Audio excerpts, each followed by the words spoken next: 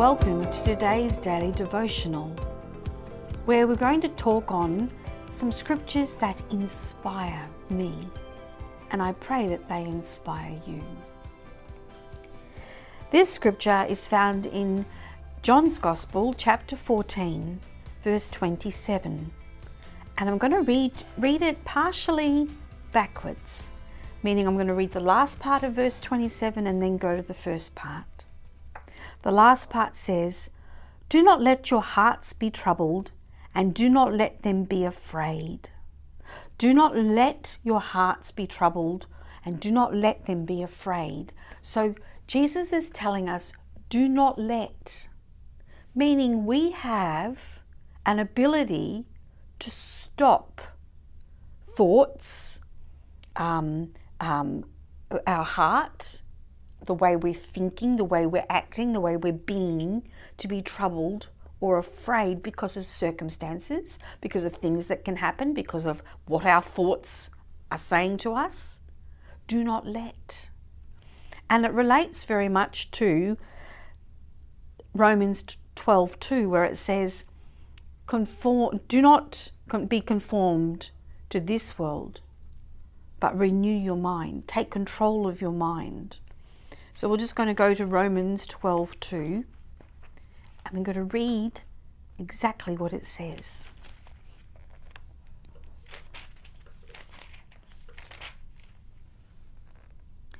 Do not be conformed to this world, but be transformed by the renewing of your minds, so that you may discern what is the will of God, what is good and acceptable and perfect.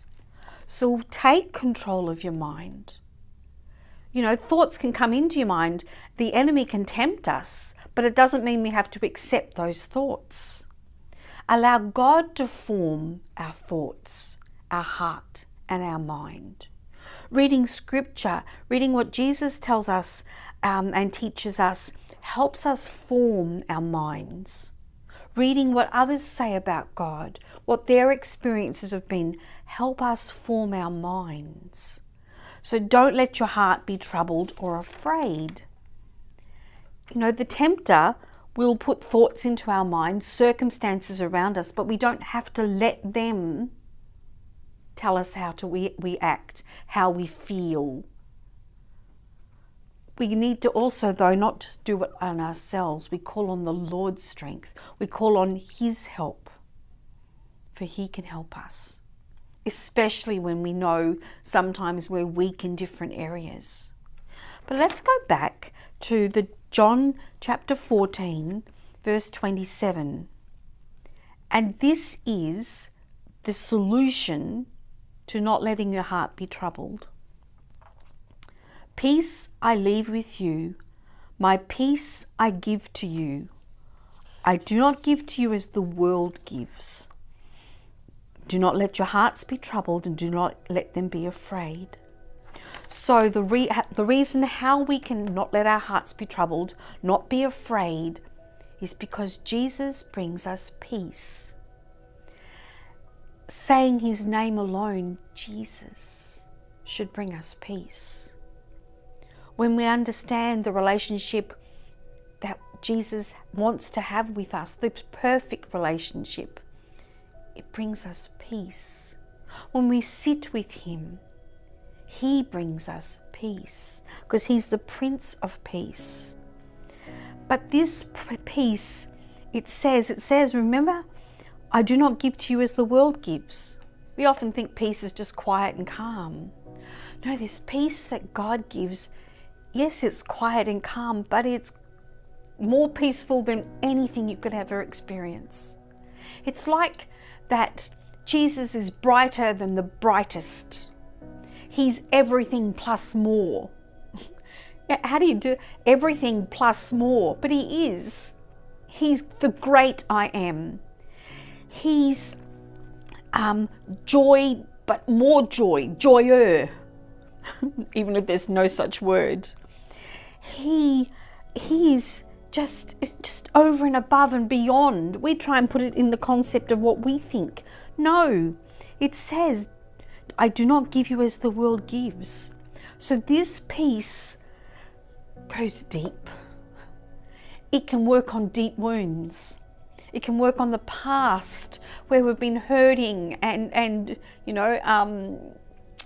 suffering, where we've got bitterness, where we've got anger, where we've got sores, weeping sores.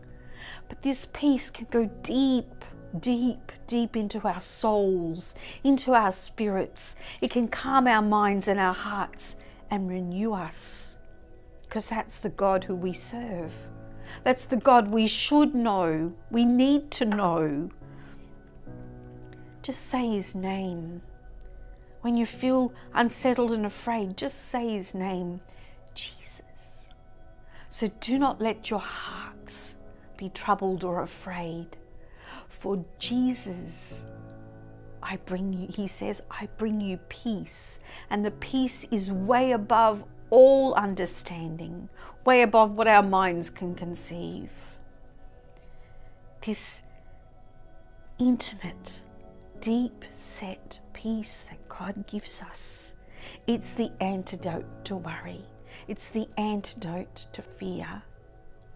And we need all to learn it, and learn it well, and continue to develop it. Because I can think, oh yeah, I'm good, and then something comes up and I'm like, the heart starts, going 19 to a dozen, and my thoughts start going, and I'm getting worried.